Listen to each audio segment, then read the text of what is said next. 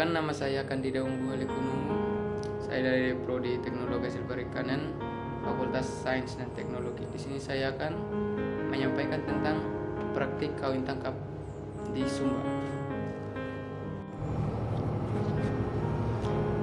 Nomor 1, menonton video atau membaca berita tentang praktik kawin tangkap di Pulau Sumba. Praktik kawin tangkap biasa disebut sebagai manggarong di Sumba. Adalah tradisi di mana seorang pria menculik perempuan tanpa persetujuannya untuk dinikahkan. Meski dianggap sebagai adat, praktik ini sering menimbulkan kontroversi karena bertentangan dengan hak asasi manusia, terutama jika dilakukan secara paksa. Nomor 2, tanggapan tentang pandangan etika deskriptif. Etika deskriptif menggambarkan bagaimana suatu masyarakat memandang suatu tindakan berdasarkan nilai-nilai yang mereka anut. Tujuannya, masyarakat Sumba mungkin melihat kawin tangkap sebagai bagian dari warisan budaya yang memperkuat ikatan sosial dan mempertahankan tradisi leluhur. Dampak positifnya dianggap mempercepat pernikahan, mengurangi mahar atau belis, dan menjaga garis keturunan. Dampak negatifnya, pelanggaran hak perempuan, trauma psikologis, dan potensi konflik antar keluarga. Dari sudut etika deskriptif, praktik ini dibenarkan secara kultural meski secara universal dianggap bermasalah. Nomor 3, dampak sosial bagi psikologis dari sudut pandang etika normatif. Etika normatif menilai apakah suatu tindakan seharusnya dilakukan berdasarkan prinsip moral universal atau seperti keadilan, otonomi, dan hak asasi. Dampak sosial terhadap pelaku dapat dinormalisasi sebagai tradisi, tetapi berpotensi melanggengkan kekerasan dan ketidaksetaraan gender.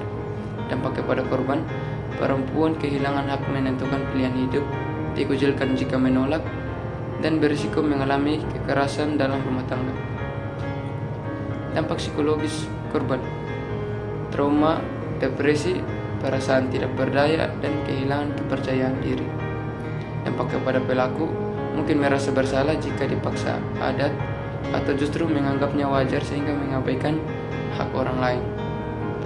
Dari perspektif etika normatif, praktik ini tidak dapat dibenarkan karena melanggar prinsip otonomi individu atau hak perempuan untuk memilih dan tidak merugikan orang lain. Keadilan atau kesejahteraan gender. 4, solusi untuk masyarakat Sumba. Pendidikan dan kesadaran, sosialisasi tentang hak perempuan dan dampak negatif kawin tangkap melalui tokoh adat, gereja, dan sekolah. Memperkuat pemahaman bahwa tradisi bisa beradaptasi tanpa merugikan manusia. Peran pemerintah dan hukum, memastikan hukum pidana diterapkan tanpa toleransi untuk kasus penculikan dan pemaksaan pernikahan. Kedua, memberikan perlindungan hukum bagi korban. Transformasi adat, mendialogkan reinterpretasi tradisi yang lebih humanis, misalnya dengan mekanisme belis atau mahar yang tidak melibatkan pemaksaan. Melibatkan perempuan dalam keputusan adat untuk mengubah paradigma. Dukungan psikososial, membuka layanan konseling bagi korban kawin tangkap di Sumba. Memperkuat peran komunitas lokal dalam mendukung korban. Jadi dapat disimpulkan, kawin tangkap adalah contoh konflik antara nilai budaya dan HAM. Solusinya bukan menghapus adat sepenuhnya, tetapi mengubah praktiknya agar sesuai dengan prinsip etika modern, menghargai otonomi, keadilan, dan kesejahteraan psikologis individu.